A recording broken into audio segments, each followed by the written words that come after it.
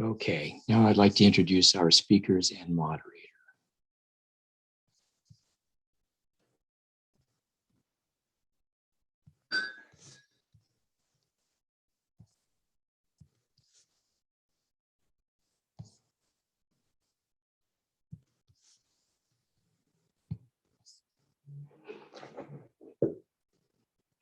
Joining us for our session today, Building Resilient Energy Systems in Rural Communities. Today, what's working, what's not, are Evora Glenn from Montana Renewable Energy Association. Evora joined MREA in 2020, first as a research intern and now as program coordinator. She grew up in Olympia, Washington, and earned her undergraduate degree in environmental science and resource management at the University of Washington, where she focused on environmental problem solving. Upon graduating, she joined the Washington Conservation Corps.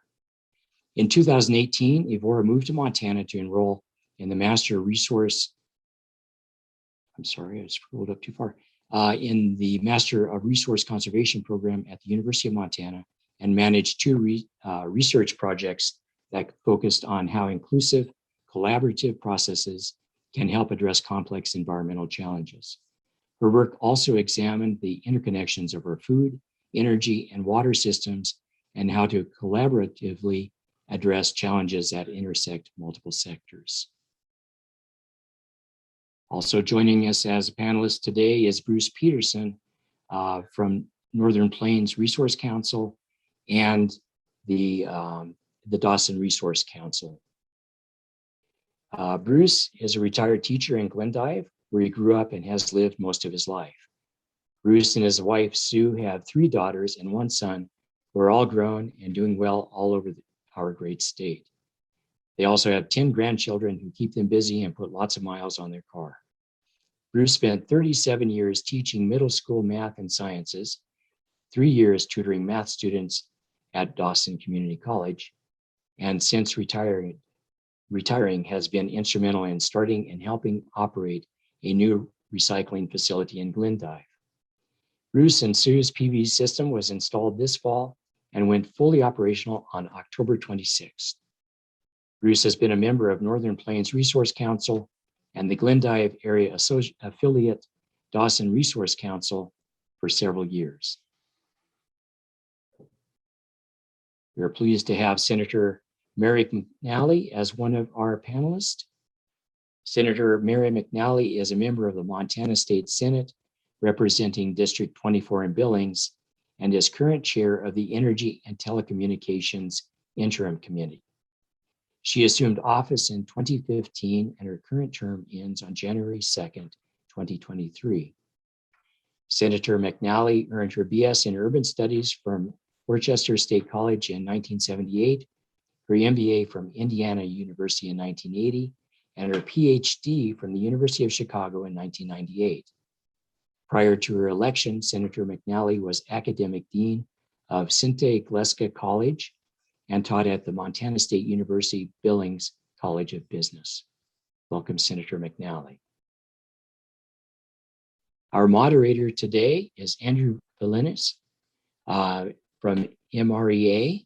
Andrew joined MREA as executive director in 2016 after 2 service terms in the AmeriCorps Energy Corps program, the first in Butte with the National Center for Appropriate Technology, conducting energy efficiency and renewable energy outreach programs, and the second in Missoula, helping the city produce its conservation and climate action plan. Prior to moving to Montana, Andrew's work focused on wind turbine technology research and development and utility scale wind farm design. He is currently working on a graduate degree in energy regulation and law from Vermont Law School. Welcome, Andrew. And Andrew, I think it's now time for you to begin moderating this wonderful conversation. Excellent. Well, thanks so much, Mark. And thank you to Aero for putting on the Expo once again this year. It's a great event that I know MREA has been a part of and supportive for a number of years. So thank you so much. And thank you to all of our panelists. I was going to roll dice to see who goes first, but I think we actually have a pre-established order, and this was not favoritism, but we are going to let Evora with MREA go first. So Evora, thank you for joining us, and yeah, we're excited to hear the projects you've been working on and engaging rural Montanans about small-scale solar. Thank you so much. I'm really glad to be able to join you all. So yeah, we have been working on small-scale solar, and I'm really excited to talk about this during this session so focused on resiliency, because small-scale solar can be a huge component of building resiliency in our energy system. So we have been working on this program called the Montana Rural Solar Access Project. And our main goal there is to ensure that the benefits of small scale solar, we're talking rooftop scale, can be accessed by folks in our rural communities, and especially by folks with more moderate incomes. So the crux of this project is looking at what might be barriers to accessing this technology and what might be barriers for folks to develop it. We have noticed that with a lot of newer technologies that they can be adopted first in our larger communities. And we want to make sure that as the price of solar goes down and as the demand for clean energy goes up, that our rural communities have access to this technology and are able to develop it if they were so choose. So in order to ensure that access and development, we broke this project up into 3 phases.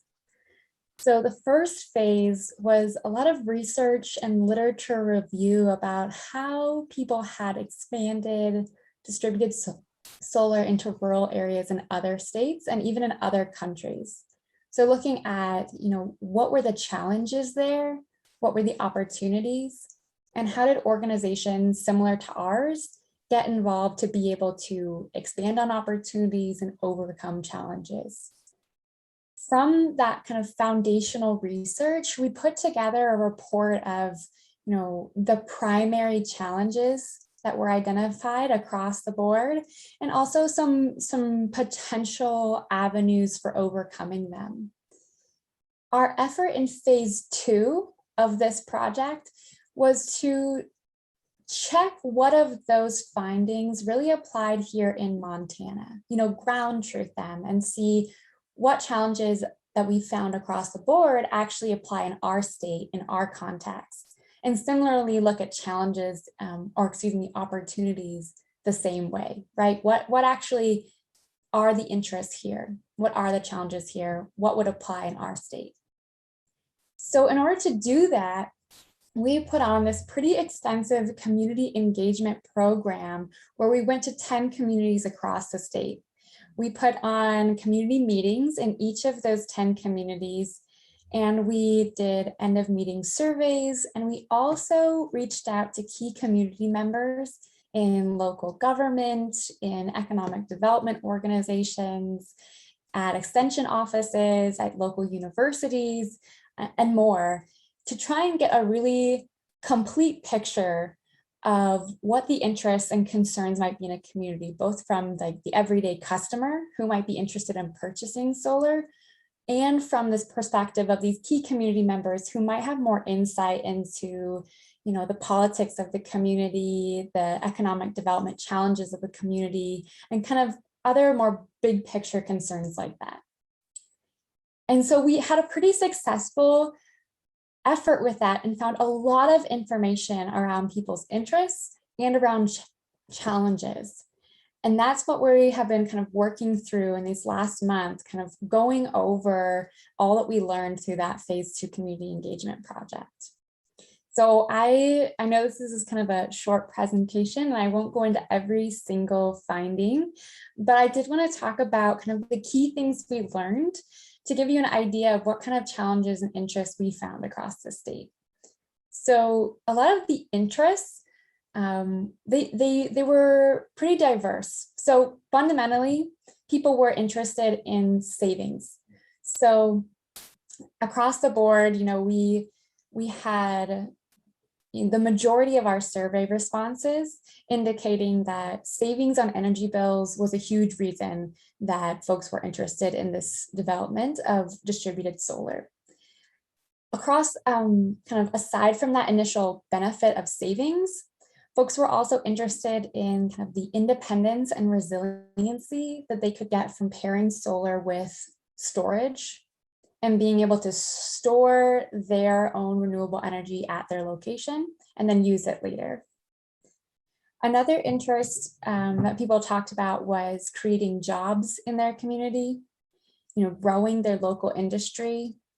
And across the board, we saw that, primarily the folks that we spoke with were interested in installing on their homes, though also on businesses or using small scale solar in agricultural operations. That's kind of a snapshot of the key highlights that we found were talked about most in the communities that we visited. And some of the challenges I also want to talk about because they're pretty important. While most people were interested in cost savings, most people were also concerned about the length of payback time. And when I say payback time, what I mean is that when you install distributed solar and connect it to the grid, you are able to save on your energy bills when you generate more energy than you consume.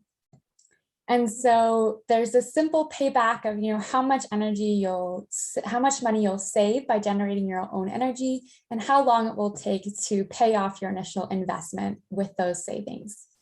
And some of the folks that we talked to, a large number of folks in our community meetings specifically. Oh my goodness.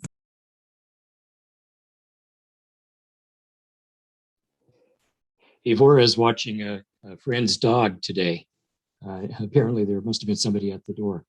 Yeah, I'm so sorry. My roommate's dog needs to be babysat and she gets very excited when other people come home. But so yeah, what I was describing is that while most folks are interested in cost savings, they're also concerned about the length of payback time. And a lot of times right now, the average payback time we're thinking of is we're seeing about 10 to 15 years. And so that was a concern for folks. Along with that was just a general concern with what that total cost is, that upfront cost, and how to finance it.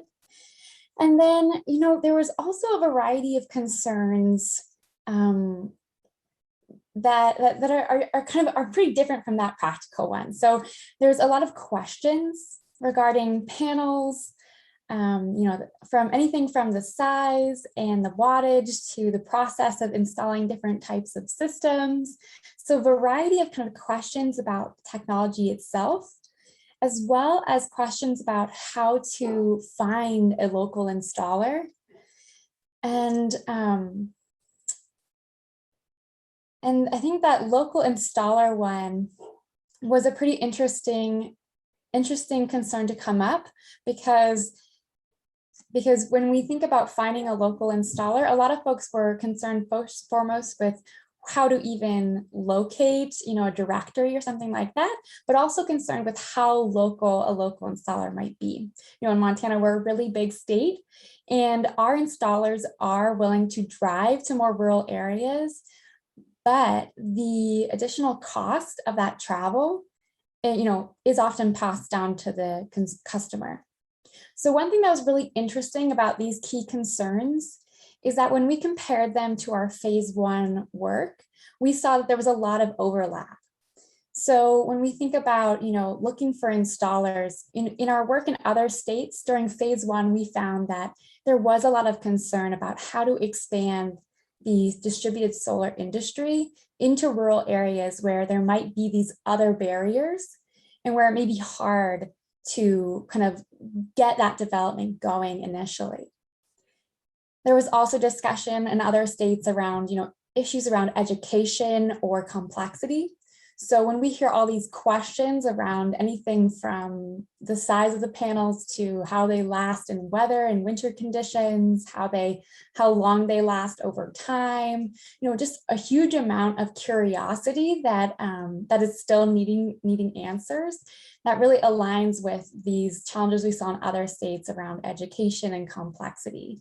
And lastly, in other states, they also found, right, that the upfront cost and access to financing that cost was a challenge as well.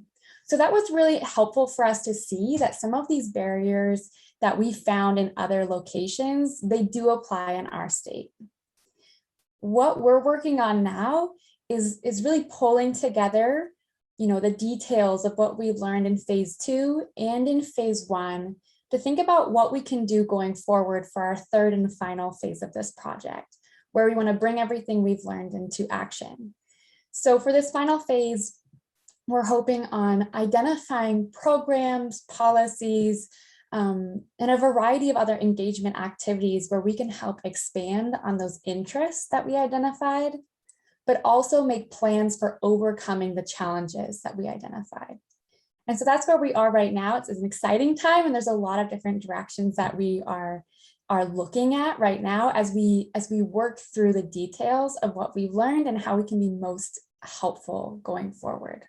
So it's a really brief overview of our work so far on our Montana Rural Solar Access Project.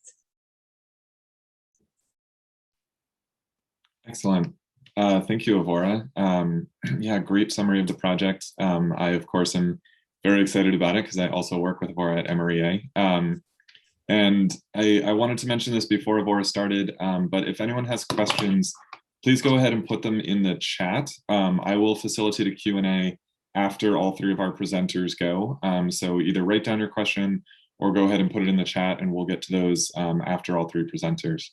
But next up, I think we're going to skip over to Bruce Peterson, who's going to talk to us a little bit more about Solarize programs and their impact on getting solar installed in some of Montana's more rural, smaller communities. Thanks, Andrew. I appreciate the opportunity to join this panel. It's a real honor.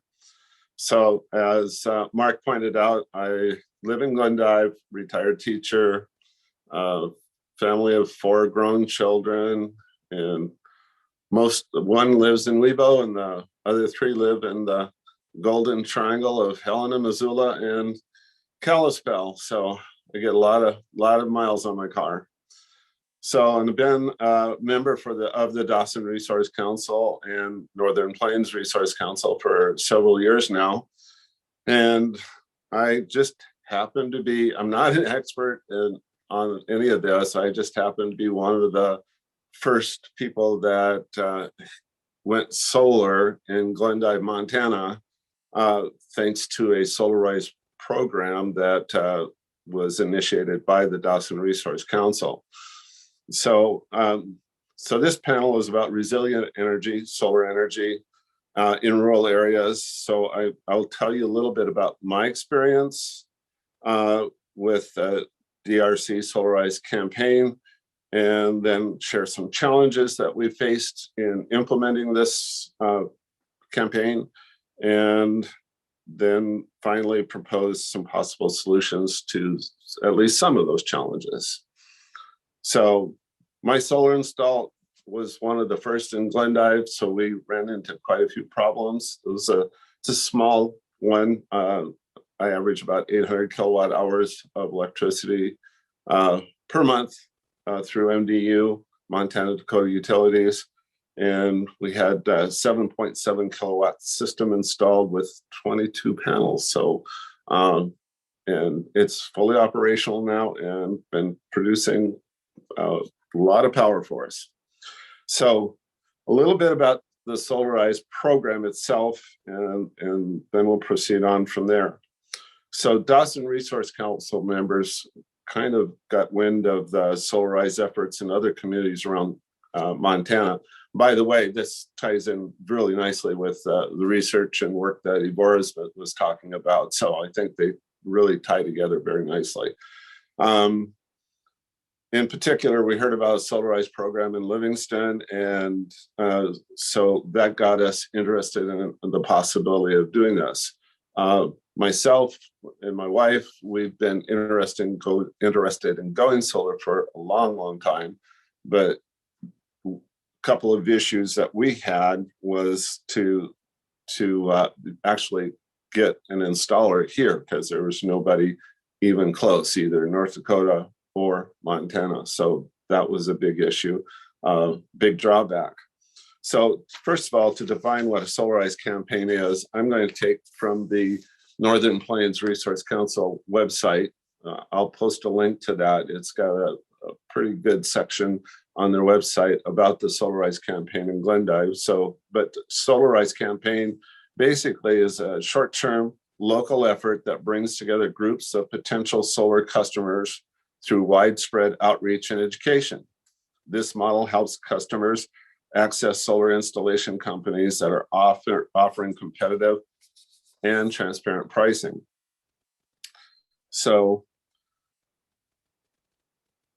with that, then what we started thinking about was to see if there was actually demand for going solar and to see if we could actually get an installer to come here. So those were the two issues that we kind of started researching here. So it started this year, actually, January 2021. I thought it was starting earlier than that, and went through August 15th, where the final signups could happen for free assessments. So one of the first things we did is our group went through a competitive selection process, asking for RFPs from different contractors, and had several very competitive applications. And after much discussion, we selected a company called Thirsty Lake Solar, who operates out of Bozeman. It's a smaller company, but it seemed to fit what we wanted to get out of the program, out of the campaign. So then we started doing other research, like checking with the local utility and Montana Dakota utilities over here, and to learn what their requirements are, and then also research some grants and financing options that might be available for people, because again, financing is a huge issue.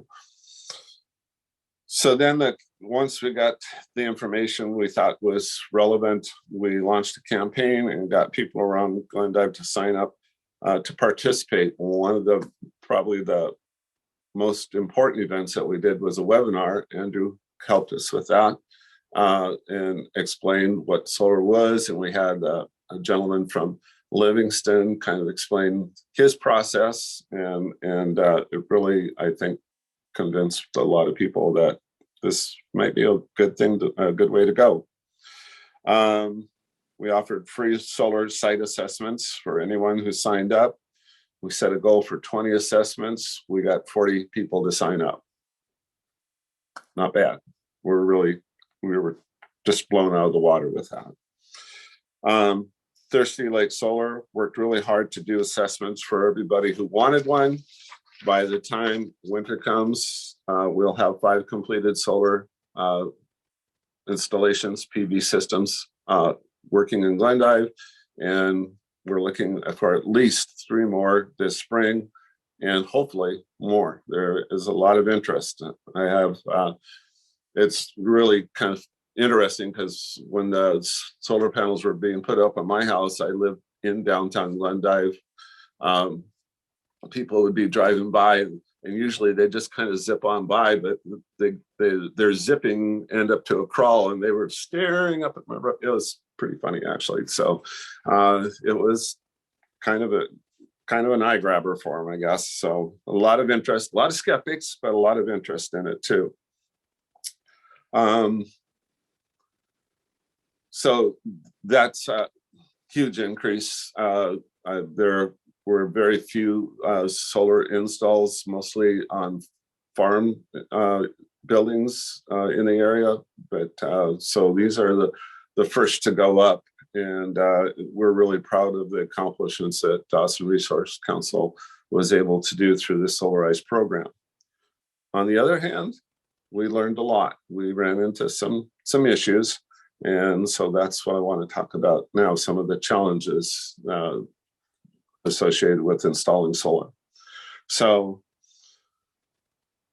many of the installers that we got RFPs from were either from Billings, Bozeman, Western Montana.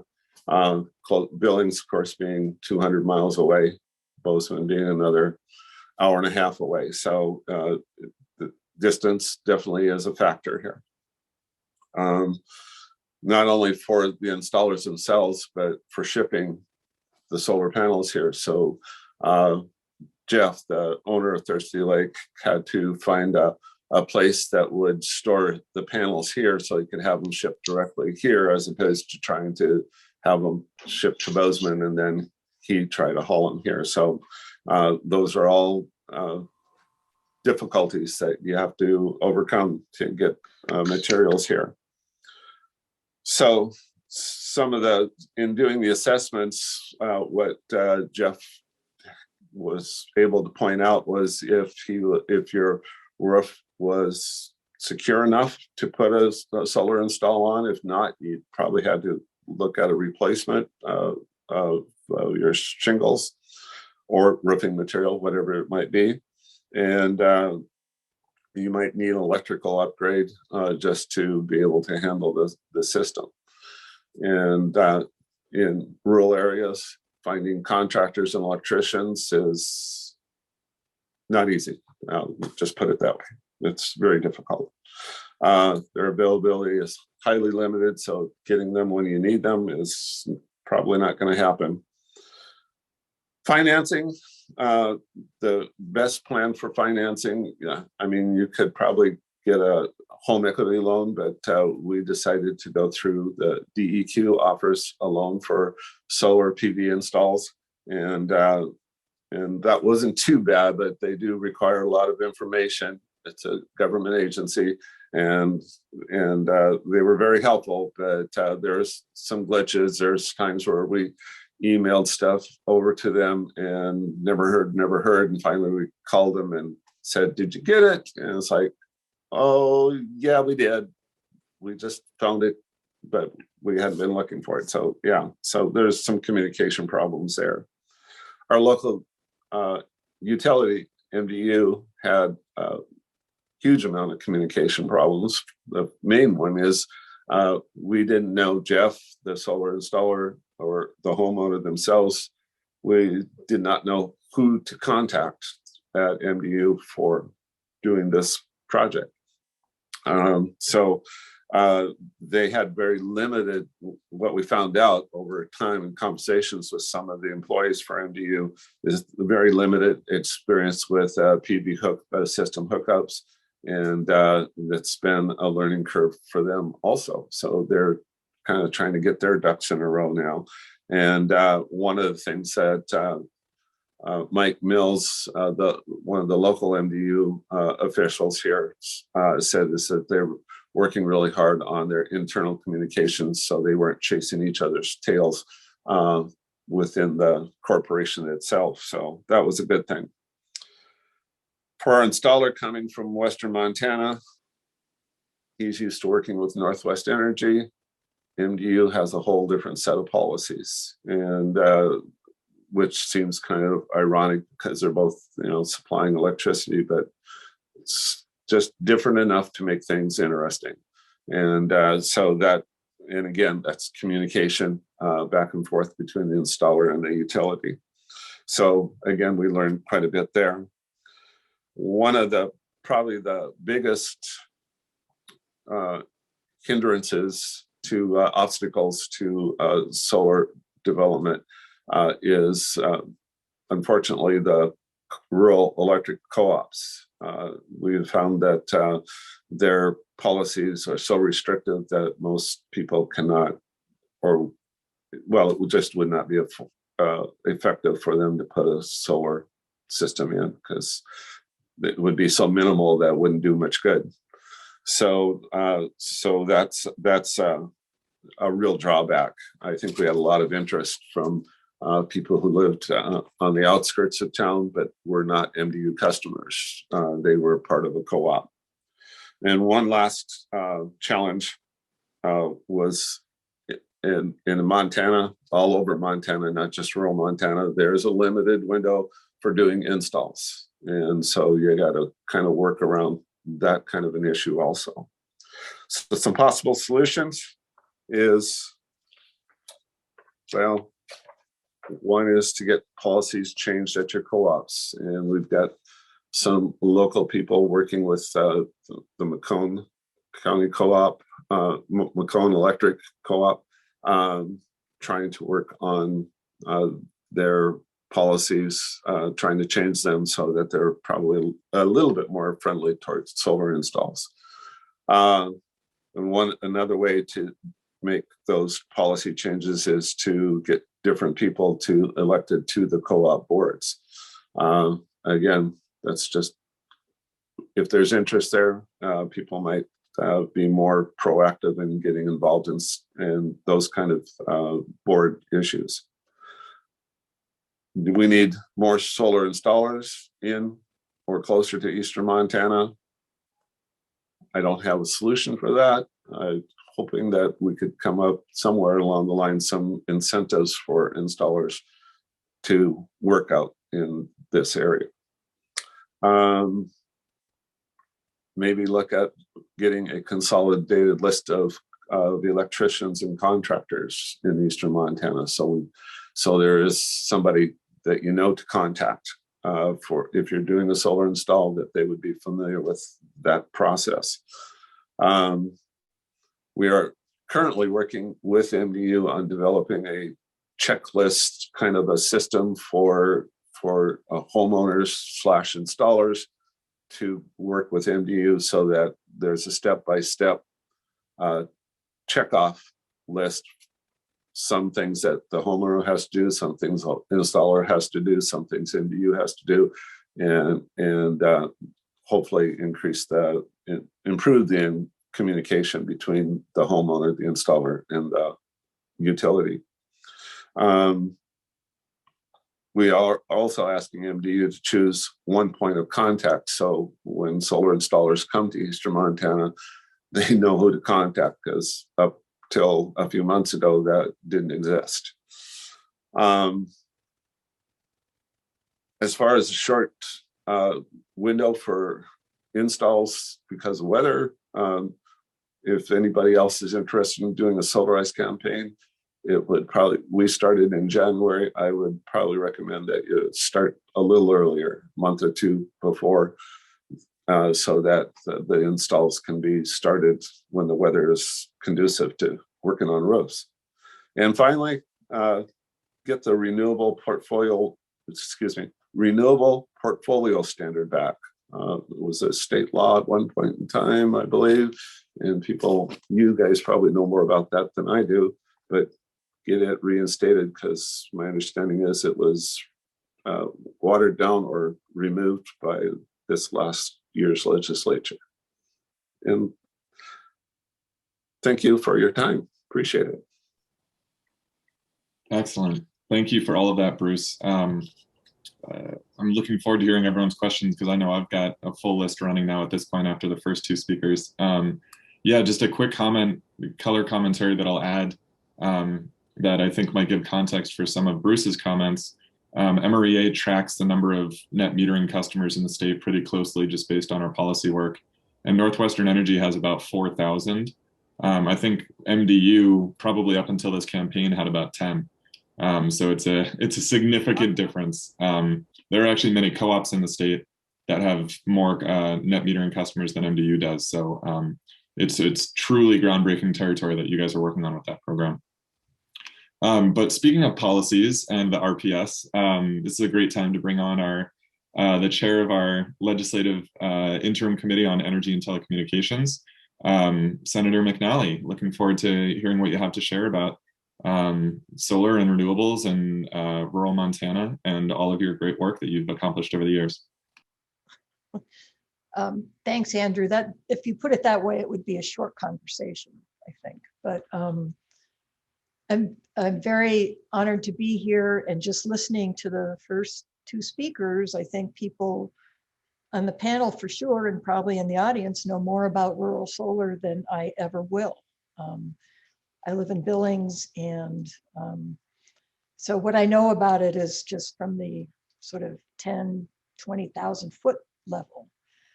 But I have a number of questions too, but I'll get around to typing them in. Very interesting presentations, and I'm really glad to know that that work is being done. And before I get into anything, I would really, I love the concrete solutions, you know, like getting MDU to have one point person and having, you know, coming up with a list of steps, and very practical, very useful.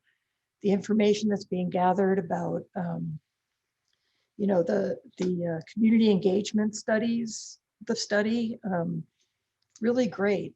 My one suggestion would be to make sure that you do engage your local and state representatives or politicians on, you know, make sure they get that information. Whatever you find out, for example, about rural solar and the sort of barriers that you're running into, if sort of lawmakers or even local officials, if there are things that you can put some pressure on, you know, and at least educate them about what you're encountering, that might help. And particularly from rural counties, because I don't think a lot of the elected people there at the state level have much of an idea about what the issues are. And that the demand is there, but there are some obstacles and there might be things they can help with. So I would just encourage you, with all the work you've done and everything you found out, to pass that on whenever you can. And yeah, Bruce, you were right. I'm a Democrat. I got into politics sort of by accident, but I got into it because I was very interested in energy and environmental issues and business, you know, the ways in which those issues can be compatible and not oppositional. And so I've been on the Energy Committee in the House and now in the Senate for 12 years. And it's been a very interesting ride, and it was a really tough one last session. So yeah, the renewable energy standard went down.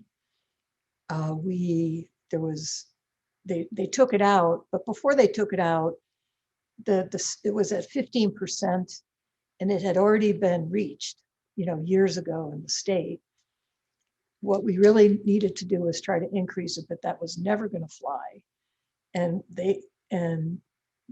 Northwestern was successful at getting all of their hydro counted as, you know, it reasonably should be as renewable. So once you do that, you know, you'd have to get the renewable standard up very, very high to even incentivize any new solar other than hydro, renewable stuff. So, you know, that's, I think there are other ways to get at it, but it was unfortunate to see that go. We also there was an initiative that the legislature overturned a former citizens initiative that required public consent to installing nuclear power above and beyond a certain level. That was a citizens initiative that was passed years ago, and we voided it last session. And there's quite a bit of interest right now in small scale nuclear. And I think that's one reason people were trying to take out any obstacles that might get in the way of that, an obstacle being public approval. So yeah, it was a really tough session in many ways, but on the energy front. One of the questions I have, and I'll just say it, and then I'd like to hear from anyone later, particularly Bruce, but one of the struggles we've had, and Andrew can attest to this better than anyone, struggles we've had in the previous sessions has been on the issue of net metering. And I think that's a sort of a key component for people looking at household level installations and trying to recoup some of the savings back and to offset your costs. And there's been a lot of uncertainty over the years about how much utilities would have to pay you when you are sending your energy back onto the grid. And, you know, the PSC, the utility regulator, has been all over the map on this one for a number of years. And they recently lost a Supreme Court case because they had actually set the rates, tried to set the rates so low that it wasn't feasible for developers to get their money back. That went all the way to the Supreme Court. And one of the things that really did it was that there was a, I don't know if there was a hot mic issue with one of the commissioners, and he was overheard saying that by setting the rates the way they did, that would take care of renewable energy, meaning make it not feasible. So, I mean, they lost that case, and that was a bigger developer than just a single home. But there has been a fair amount of hostility to renewables, but I also believe that the landscape is changing, and it's because of organizations like yours and the work you're doing at the local level, that there is a demand out there. People, once they understand it, they really are interested. And it makes sense. I mean, it makes intuitive sense. It makes economic sense if you can get your ducks lined up. So I see it as, and increasingly, I think people are more aware of issues around climate change and fossil fuels, and with things like Colstrip, shutting down sooner or later. There's much more of a discussion going on about what's next, and what is the grid going to look like in the future, and what are our sources going to be in the future, and how are we going to make this work? And our interim committee is actually doing an abbreviated grid capacity study over the next year and a half, trying to get focused on a few things about, everything's changing. We have smart meters, we have energy efficiency, we have storage you can pair with your solar or wind. So there's a lot of ways in which this is moving a lot faster than the regulation has been able to keep up. So I'm actually optimistic that there's interest in this, there's demand for it. You've shown that. I think people understand that it can't be business as usual going forward indefinitely. So I think those are all very positive signs. And if people put some pressure on their elected officials that, yes, we want this, and I want to be able to do this in my yard, or, in my own way, there is support for that. We had a bill a couple of years ago, Andrew may remember which one. I don't think we got it through, but we had a lot of rural and libertarian oriented people who lined up trying to push for solar and small scale solar, because, it is something that gives people independence and resilience and some autonomy. And there's a lot of people out there that like that idea. We just need to sort of get them all on the same page sometimes. I also, I do want to tout, I understand that the financing issues are very significant, and with the help of, the hard work of particularly Northern Plains last session, we managed to get a bill passed called CPACE, and it's not going to help individual homeowners, unfortunately, but it can apply to some farm projects. It can apply to small nonprofits, libraries, but basically what CPACE does is it provides a financing mechanism whereby you get the money up front, you get assessed, and they see if it's a good project. But you get the money up front to make the investment, and then it gets paid back through your property taxes over a fixed period of time. So it makes that investment a lot more affordable for people who otherwise are businesses or nonprofits who otherwise wouldn't be able to do it. And it took 3 sessions to get that through. And and CPACE is a nationally recognized program, and it stands for, property assessed clean energy. That's the PACE part of it. And the C is for commercial. And, I worked on that for 3 sessions, and this last session we got it done, but we also changed, this gives you some idea about what you're up against sometimes. We also had to change what PACE stood for. So instead of leaving it as property assessed clean energy, because that's a big red flag for people who love coal or love fossil fuels or whatever. So we changed it to, oh, I think it was capital expenditures. So it's still CPACE, but the red flag went away, right? It wasn't just about renewables. You can use it to finance renewables. And so it still works, but it really made a difference to just change the language and take away that piece.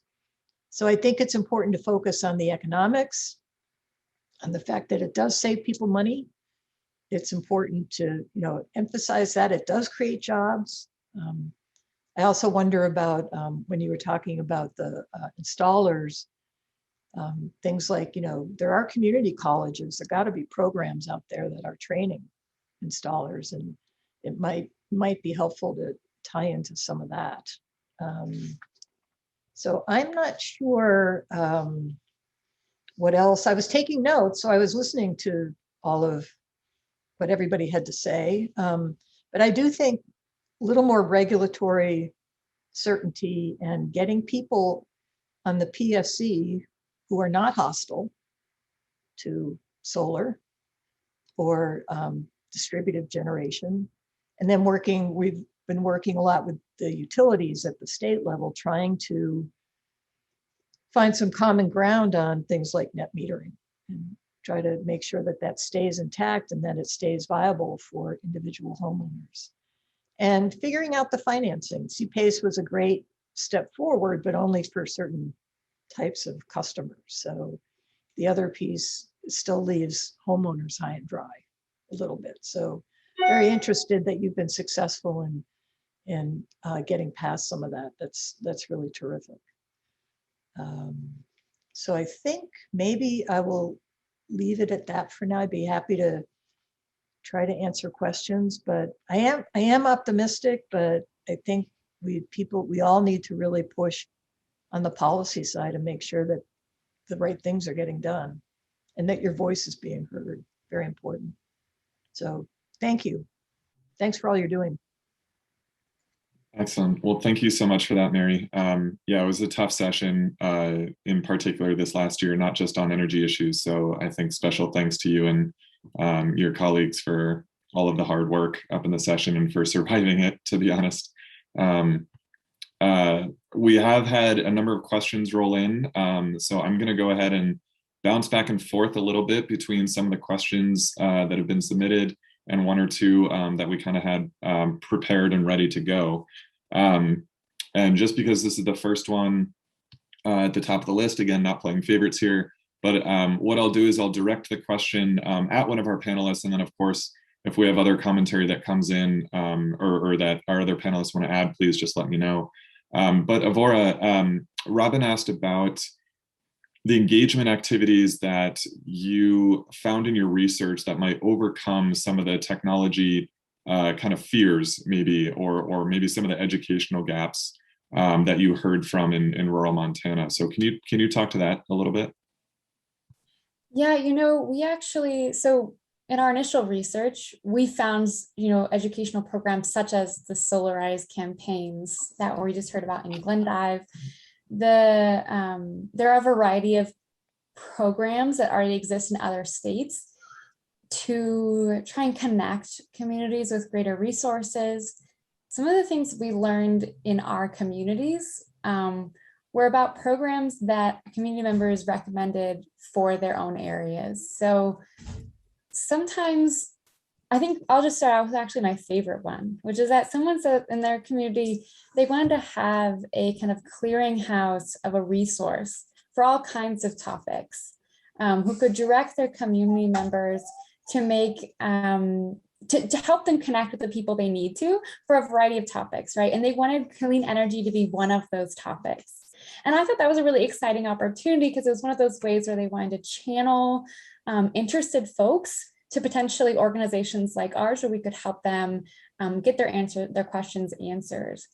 And there was a variety of other ones too, working with universities or college campuses to engage with students, to put on trainings, a variety of ways to make sure that the educational resources that exist can reach the folks who are interested. And so those are just our couple. And I think one more that I wanted to mention that I thought was really exciting was demonstration projects. That was something that we heard from community members where, like Bruce was saying, people careening their necks around to look at the new installation on his home. We've heard that from phase 1 research of our project, that sometimes having a demonstration project in a community can be a really big first step to get people familiar with the technology and maybe learn firsthand that it can be beneficial to folks in their area. And that can kind of get the gears turning around what could be potentially feasible for themselves or for their neighbors or other folks in their area. So that was one other educational program that we learned directly from community members during this engagement. And we're still kind of chewing over all of that feedback to think about, ways that we could potentially bring some of those ideas into action. Thanks for that, Evora. Yeah, there's definitely plenty more work that can be done just in education alone. So the next question we have up here, which I'll open it up for any of our panelists. This is an interesting one. What are the status of efforts to link renewable energy production, food production, and water production in Montana? I might have a comment, but I'm interested to hear if any of our panelists have any comments there. It might be a discussion for a different panel. But Evora, I see you unmuted yourself. Do you have any comments?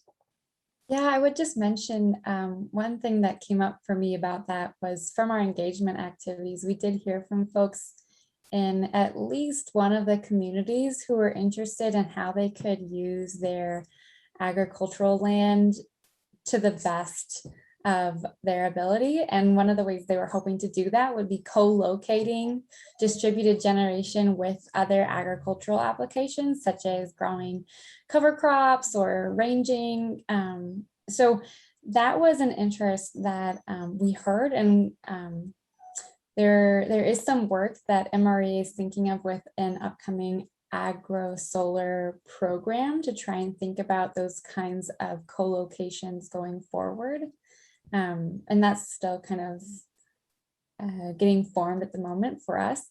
But those are just a little bit of a teaser of what we've been going on. But I'll let other panelists talk more if they have something that they'd like to share. Great. I don't see anyone unmuting themselves. Yeah, and that agri-solar project, that's actually being led by the National Center for Appropriate Technology down in Butte. So that's going to be a national program that Montana is going to have a role in. But I think that should be really exciting. Jumping to Senator McNally, I actually had a question for you. Something that you brought up during your discussion was Colstrip. And of course, Montana, if you think of Montana on the macro level, we are a coal state, right? Colstrip is one of the largest coal-fired power plants west of the Mississippi, if not the largest, at least before the closures of units 1 and 2. Some of the biggest energy news to come out of Montana, probably in a couple decades, is that units 1 and 2 closed. And there are a lot of discussions right now about the future of units 3 and 4, that they might not make it all the way to 2042. So putting maybe that question aside of whether or not we think they're going to make it to 2042, the question I have for you, especially being in the Billings area, how do you see the closure of Colstrip shifting the political landscape, especially in rural communities? Colstrip itself is a rural community. I think there's a lot of just opinions in rural community of, coal versus renewables. So do you see that closure as a kind of watershed event? Do you think there's going to be an outfall for a little while? How might that shift things? Yeah, it's a good question. And I think it's both. I think it's going to be a watershed event, and I think there's going to be fallout. I personally think it's been a disservice to the community of Colstrip to not start talking about what that future might look like. I mean, the political fight has been such that we're going to keep it open no matter what. And that is seemingly still the attitude, at least with the current administration. But I don't think that's going to solve the problem. I think I have seriously doubt it's going to go until 42. And if it does, consumers are going to be footing a really hefty bill for that. So I think there are gonna be some changes, and they could be coming as soon as, 25, 26 for some of the other owners. So I think we need to be planning for the future, and there's some interest, and there's a big wind project going in not too far away from Colstrip. It's not going to replace the jobs that they're losing, but there are some, the community is going to have to transition, and we ought to be looking at that and trying to help with that, not burying our heads in the sand, in my opinion. But what was it good? Oh, the interesting piece of all that is that the most valuable thing about Colstrip is actually the transmission lines. And that is the resource. The companies, out-of-state companies that are part owners in Colstrip, they might be getting out, but they're not, so far, nobody is trying to sell their share of those transmission facilities. So they will be looking for other clean sources of energy to export on those lines. And that's why there's so much interest in, coal power, the large installations of wind, or it could be solar, but that's a huge asset for that community and this area. And it would be nice if we could figure out how to really take advantage of that and do it in ways to benefit the community that's gonna get hit. It's already been hit. Right. So. Absolutely. Well, thank you for that. Yeah, and I know, I recall, for those who are interested, there's a study, I always forget the precise words for the acronym, but it's the MRDAP study, the MRDAP, which was put on by state of Montana and the Bonneville Power Administration. And they looked at whether or not you could replace Colstrip with wind power, which is part of what led to that, I think, people really understanding the power of that transmission system. And the ultimate findings were, yes, without really upgrades or shifts in much of anything, you could put a lot of wind on that system and transport it to other markets, which is a really big deal for Montana. So thank you for your comments on that. Bruce, I'm going to direct this one to you. We have a question from Robin about expanding a little bit on the limitations and restrictions encountered from rural cooperatives on installing solar. So maybe from your experience or experience that you heard about through the Solarize program, what are co-ops saying as far as, the resistance or logic behind what their restrictions are? Did any of that come up during your discussions? I can't recall anything specific about what their thinking is, other than the fact that they have limited customer bases, I guess, and you start pulling 1, 2, 3 customers off of their power grid, then that's a significant change in their income, the economics of it. That's just a guess on my part, but I'm thinking that's kind of their rationale there. Yeah, thanks for that, Bruce. Any other comments? Mary, I saw you unmuted. Yeah. I just had a comment, and Bruce, I was going to ask you about it too.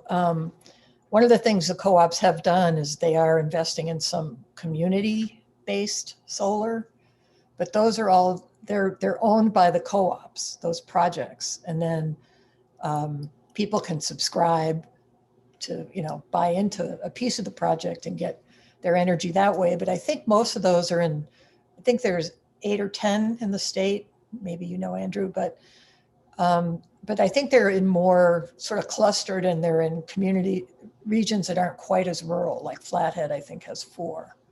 So there is some interest in the interim committee at looking at community solar, meaning projects that people invest in, a group of people, and then it's a sort of a different model of distributed generation, but it doesn't have to be single household.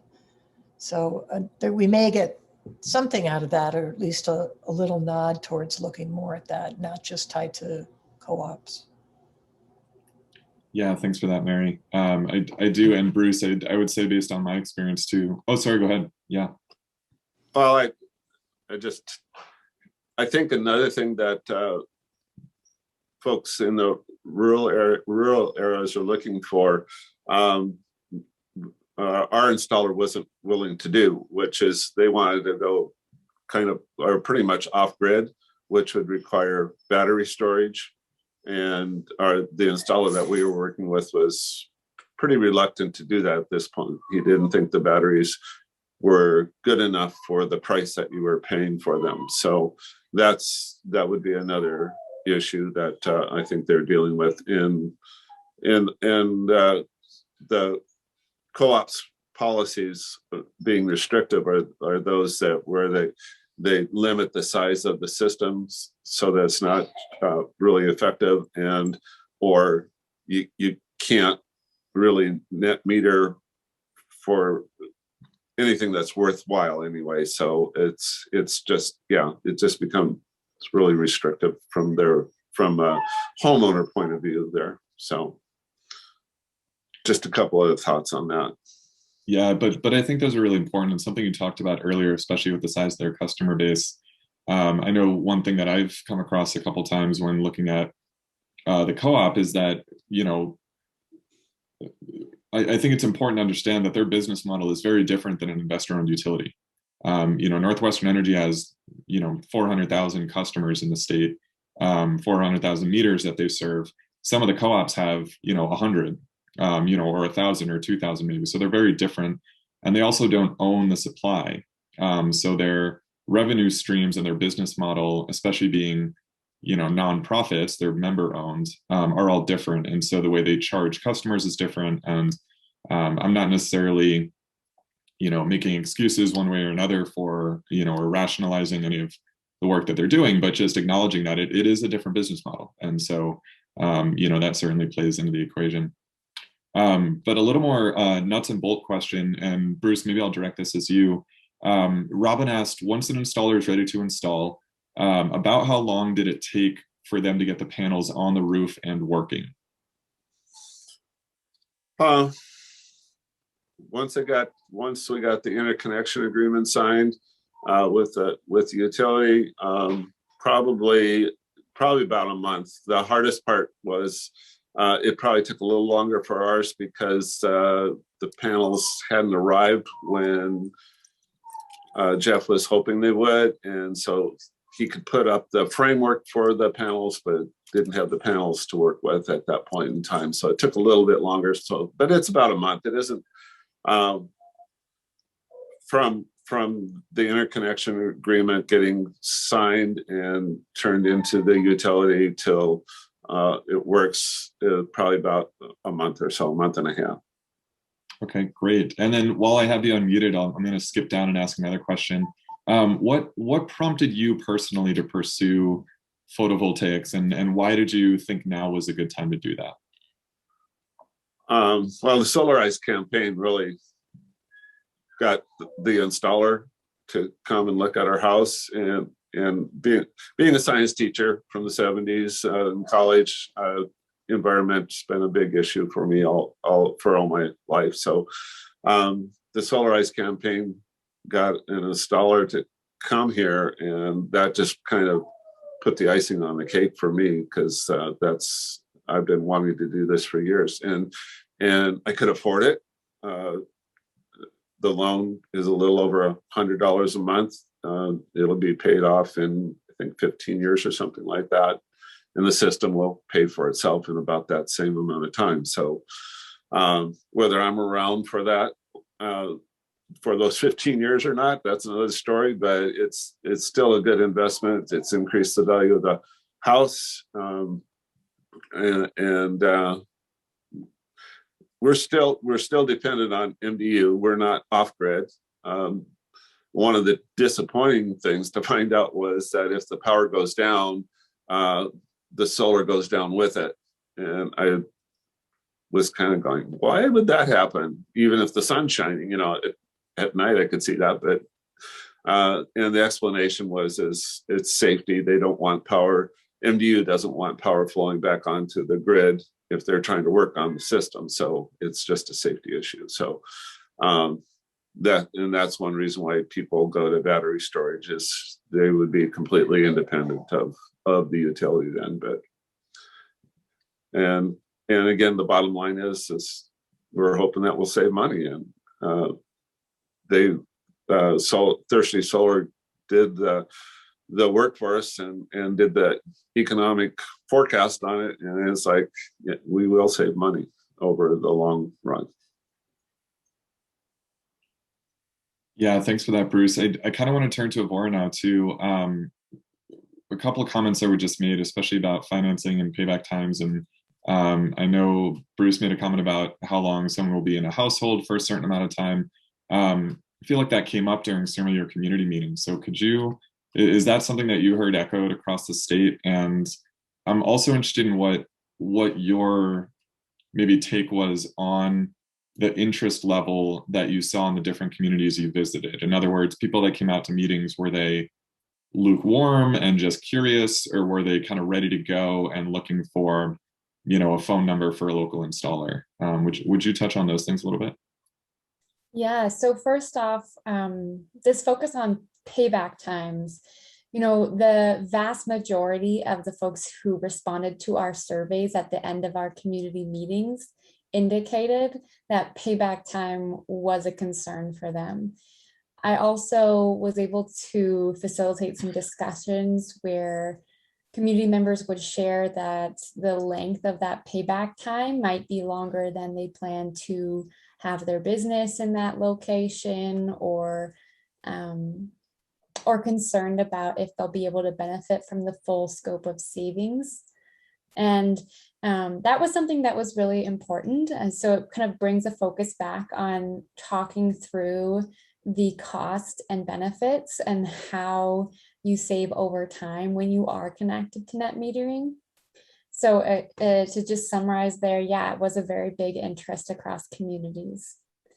And to speak a little bit about kind of how interested community members were in actually installing, the folks who showed up to our community members and filled out our end of meeting surveys, the vast majority of them indicated that they were, I guess I'll share this. We had a scale of not interested to ready to install, 1 to 5. The vast majority of folks said they were a 3 to 5. I think only 6 people maybe said that they were less than 3 to 5. And, that's about 15 or 16 were ready to install, about 15 or 16 were a 4. So that's kind of just a little picture of the folks who ended up showing up to our meetings. They were very interested in, learning how to actually get going on the process. Some of them, of course, indicating that they want to get ready, they want to get going now. A couple of the folks who came to our meetings even described that they had already gotten solar for maybe a small operation on their property. Maybe, if I'm remembering, one community member talked about having it on their water pump and that it was working so well that they wanted to figure out what else they could use it for on their property. And so some folks had already gotten solar, but in a smaller application, and we're looking for expanding that development to power more of their operations. So yeah, there was a lot of interest from the folks that we talked to.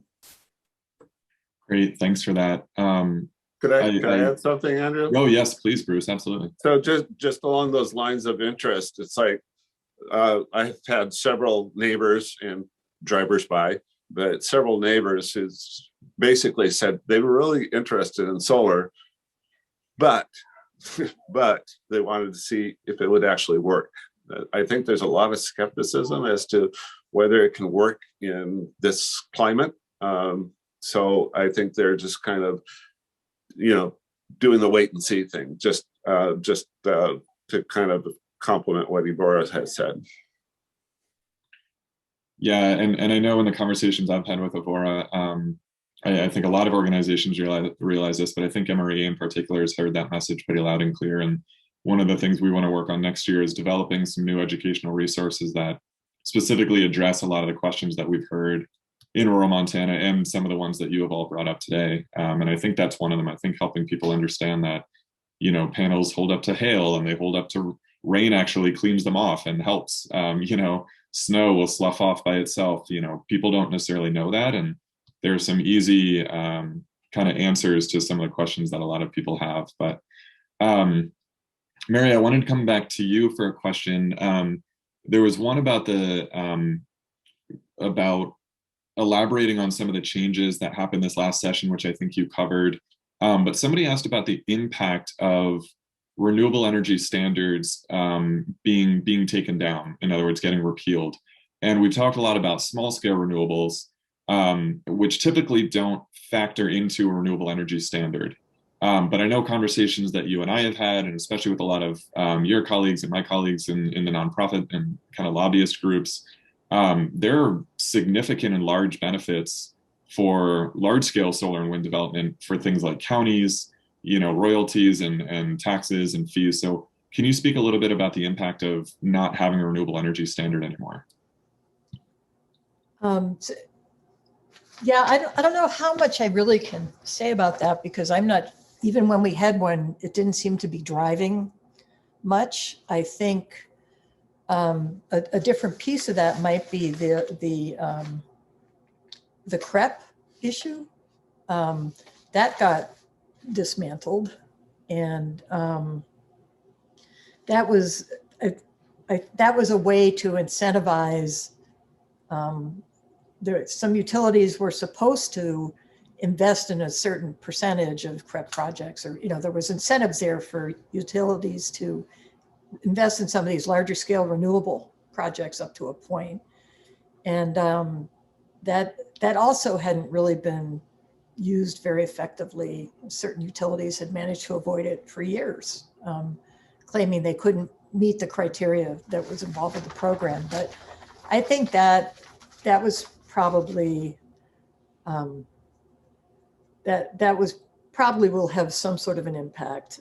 But quite honestly, I think the bigger problem is, again, it's sort of statutory or regulatory, is it's very hard for third parties to get access to some of the bidding processes and some of the, I think we need to figure out legislatively how to make sure that third parties, meaning non-utility developers, independent developers, get a fair shake in some of the RFP process, where their projects are evaluated fairly along with whatever the utility is interested in. And that's particularly true for renewables, because we seem to always end up defaulting to, no matter what the process is, the utilities always seem to default to natural gas as the outcome, when there's plenty of renewable large-scale projects paired with storage that would work just as well. It seems to work in other states, it just doesn't seem to work here. So for me, that's would be more of a concern than, as I say, the renewable energy standard. We'd already met it. There was no way in my 12 years that we were ever going to get it increased, less so now. And now that they're counting existing hydro in that standard, it just would be unfeasible to try to get the standard high enough to make a difference. And I think Northwestern's profile supply portfolio has something like 30 or 40% hydro. So to have an RPS that would, the purpose of an RPS, right, is to encourage new renewable energy development. That's the whole point. So you'd have to put it at something like 60, 70, 80, 90% in order to get it motivated. Yeah, that wasn't going to happen. And it was pretty convoluted, because for years we would pretend that hydro was not renewable, because we didn't want to have to count Northwestern's existing hydro. We wanted them to do other things like maybe solar and wind. But once you count their existing stuff as renewable, which of course it is, but once that definition went out, then the renewable energy portfolio standard was really a goner. Sure. Well, staying on this theme of kind of large scale development and utility scale development, somebody asked a couple questions or related questions about hydrogen and hydrogen storage. And I know that there was a bill that came through the Senate on hydrogen. There's a potential project in Butte that they've been talking about. Wondering if you have any comments on kind of what's going on with hydrogen in Montana, if anything, at this point. I'm sort of not exactly up to speed on that.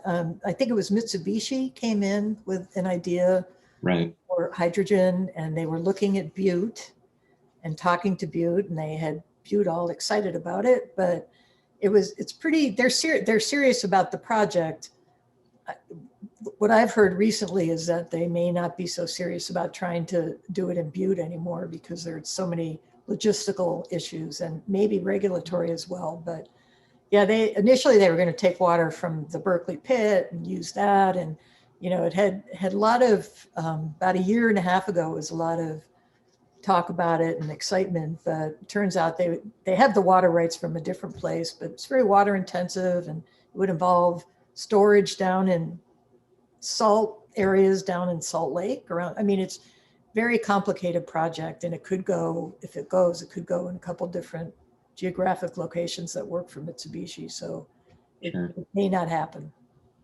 Sure. Yeah, I know from what I've read too, the hydrogen, you know, as a technology, it's very interesting. It could have a wide range of applications. It can be used for utility supply, which provides all sorts of grid services that, you know, energy nerds maybe not familiar with, but things like not just providing kind of normal or what we call baseload power, but also things like load following and flexibility and voltage response and frequency response and all these other kind of nerdy technical terms that are really important for keeping the grid up and running. But hydrogen can also be used for vehicle transportation as a fuel. I mean, it has a lot of applications, but you know, if you're thinking in terms of the infrastructure and everything like that, I think from what I've understood, we're not quite there yet. And it'd be great to see it roll out, but then there's also a question of how you're generating that hydrogen and how you're storing it. You know, there's quite literally an entire color palette of different hydrogen technologies. There's green hydrogen, which is made with electricity from solar and wind or other renewables. There's I think blue hydrogen is from natural gas. There's gray hydrogen, which I think is from fossil fuels.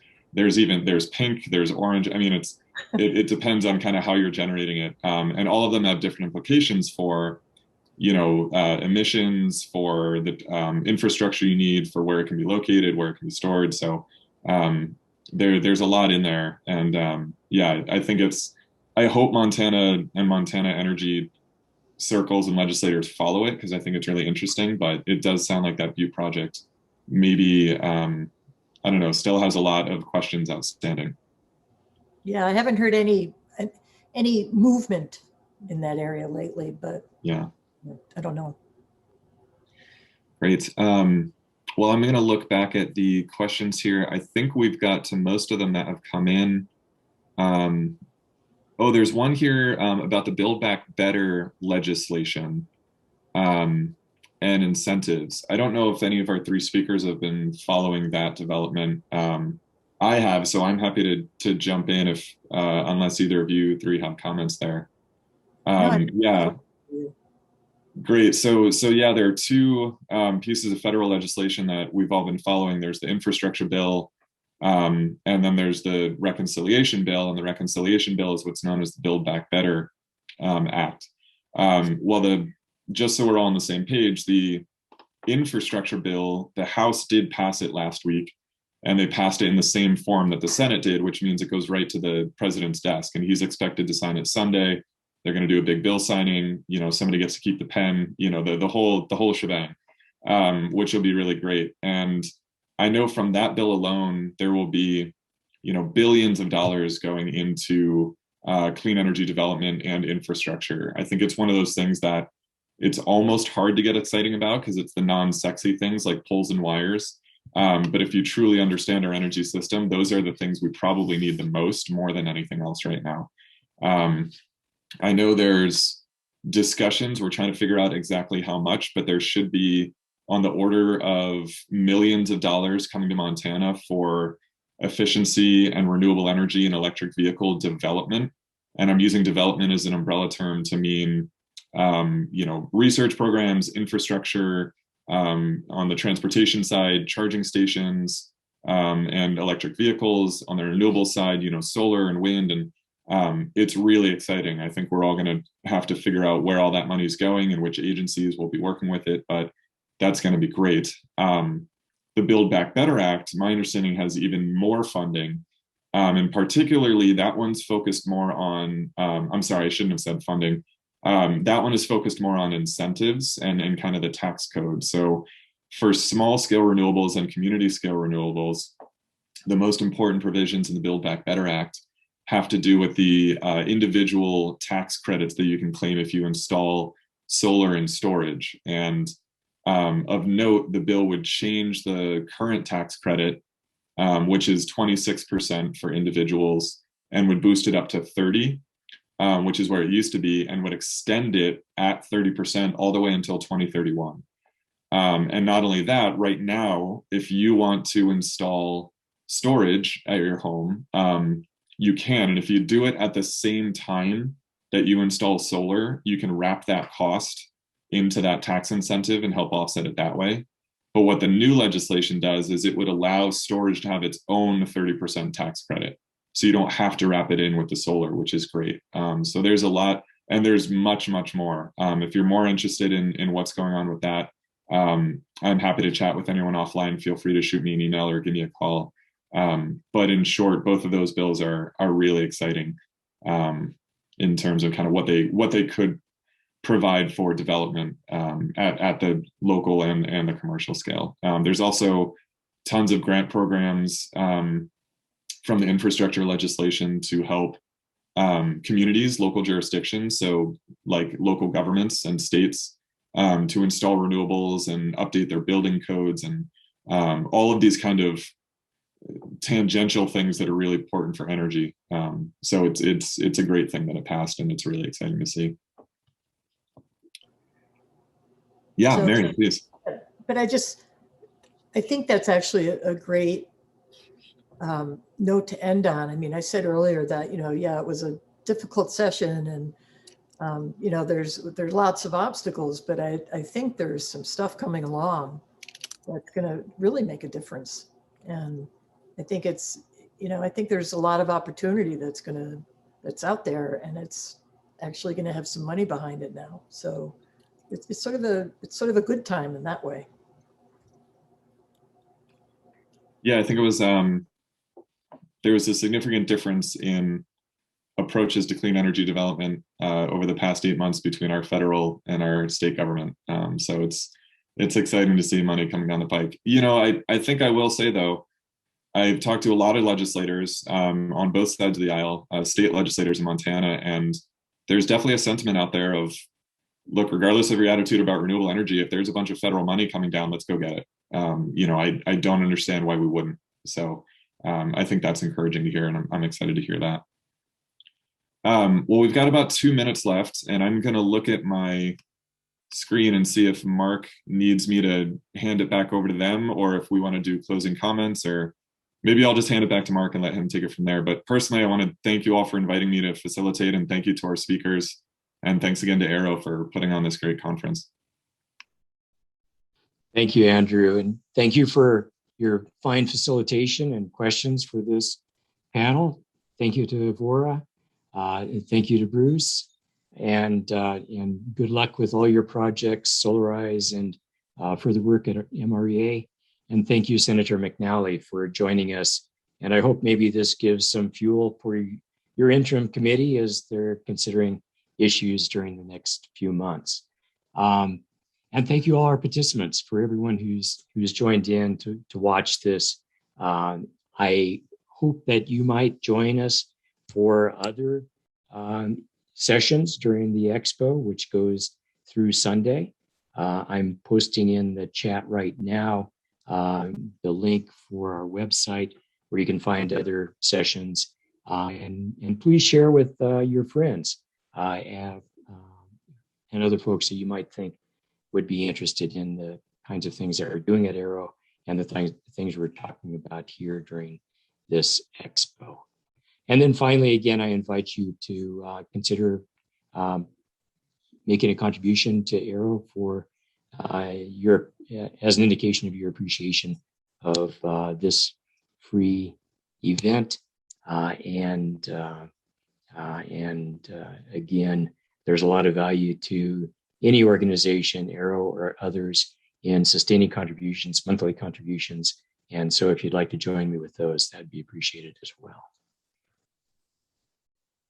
All right, maybe if you'd like to unmute and say goodbye to our panelists and thank them for the work they've done.